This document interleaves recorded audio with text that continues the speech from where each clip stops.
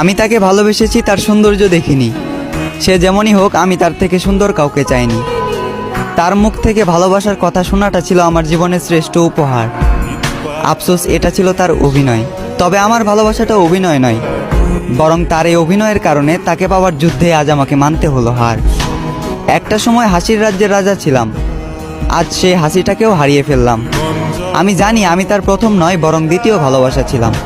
তবুও সে চিন্তাবাদ দিয়ে তাকে ফুলের মতো আগলে রাখলাম। আফসোস, সে ফুলের কাঁটাতেই আমার জীবন গেল, যে ফুলটা একটা সময় আমাকেও ভালোবাসার কথা বলেছিল। খারাপ তো তখনই লাগলো যখন দেখলাম চোখের সামনে অতি আপন মানুষটা হয়ে গেল পর। চোখ দিয়ে ঝরল বৃষ্টি, বুক দিয়ে বয়ে গেল কালবৈশাখী ঝড়।